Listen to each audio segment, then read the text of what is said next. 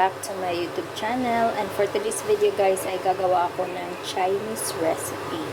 So ito guys ay ano to siya, pork liver. So ayan, i-slice ko muna to siya into small pieces. So nakita nyo ganun guys. So ito ay pork liver. Ayan, gustong gusto to ng amo ko, pero ako naman ay ayaw ko siya.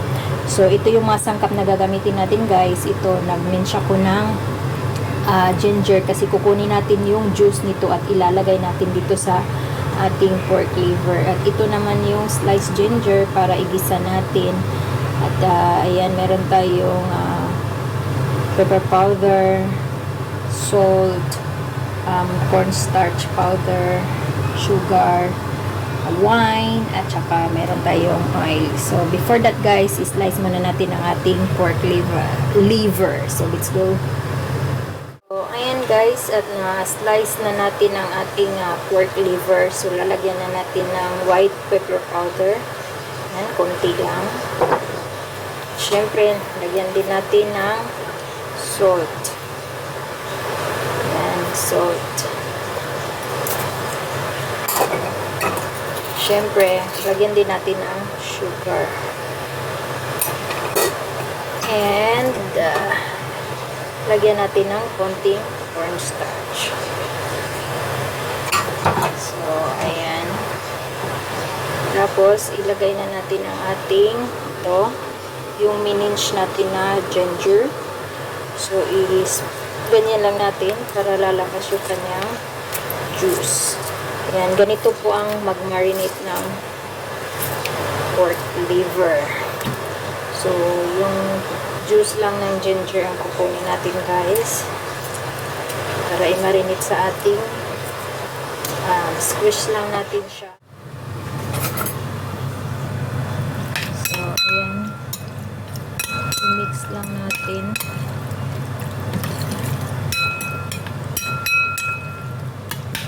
Mix lang natin siya guys. Natin ng konting oil at saka cooking wine. So, ayan, i-mix ulit natin. Sabi ng mama ng amo ko, trivia lang guys, ito daw ang pork liver ay maganda daw to sa katawan, especially sa ating dugo. Kasi ito daw yung nagpapaganda ng pagdaloy ng dugo. Ayan, sabi ng mama ng amo ko. Yung pag masakit daw yung ulo mo, stress ka at medyo makakalimutin, kumain ka daw ng pork liver. So ganito guys, ganituhin mo. Gaganda daw ang circulation ng blood natin pagkakain daw ng pork liver. Yun ang sabi ng mama ng amo kong Chinese guys. Especially pag stress ka daw, stress at saka sakit ang ulo at medyo makakalimutin ka daw, kumain ka lang daw lagi ng pork liver. Ewan ko ba kung totoo ba to, kasi hindi naman ako kumakain ito. Anyway, masarap siya, tinikman ko.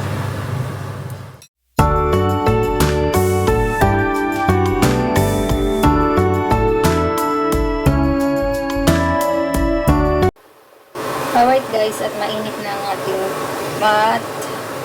Lagyan lang natin ng konting oil. Ayan. Lagyan na natin ng oil guys. So ilagay na natin ang ating ginger.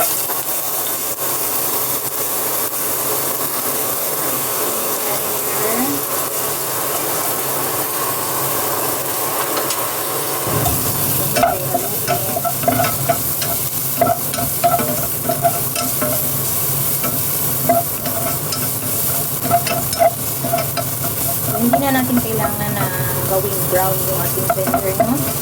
Yung ma-smell mo lang yung aroma ng ginger ay sapat na siya. So, ayan, at pwede na natin ilagay ang ating pork liver.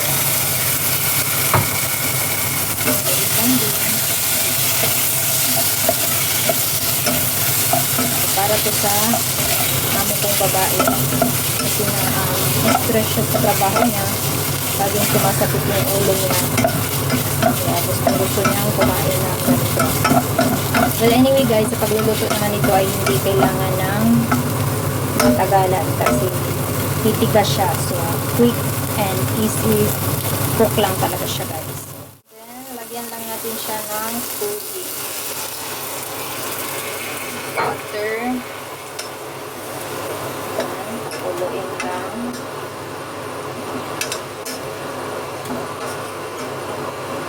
Medyo konti lang ating tubig, no? Lagyan ulit natin ng konti pa. Ayan, dagdagan lang natin konti ng tubig.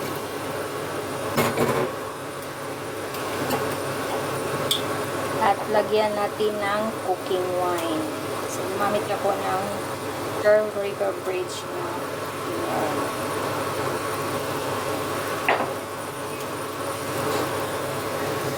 Pero ayan, pakuluin muna natin.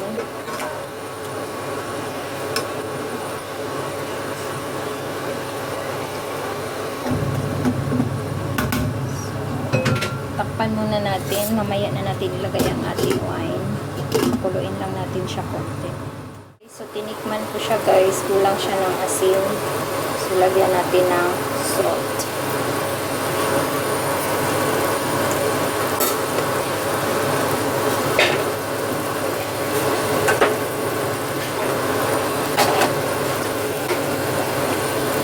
So, kung nakikita nyo guys, medyo may dugo pa siya. No?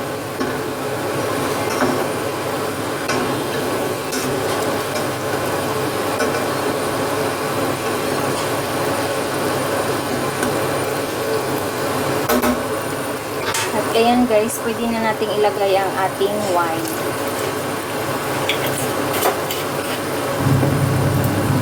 So, nalagay na natin ang ating wine.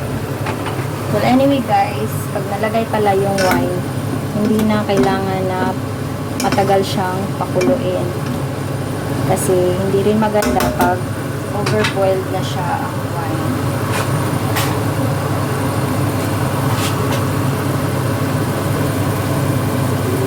Ayan guys. At tapos na po guys. So ganyan lang siya guys ang pagluto ng pork liver. So ayan. Maganda daw to sa mga stress. Yung hindi masyadong nakakadalo yung dugo natin, especially sa utak. So kumain daw ng pork liver. Yun yung sabi ng mama ng amo ko na Chinese. So alright guys, it's done. Thank you for watching. Please don't forget to like and subscribe to my channel, Harchin YTC. Thank you. God bless everyone. Ciao. So, ayan. Close na natin. Ready to serve. It's ready to serve, guys.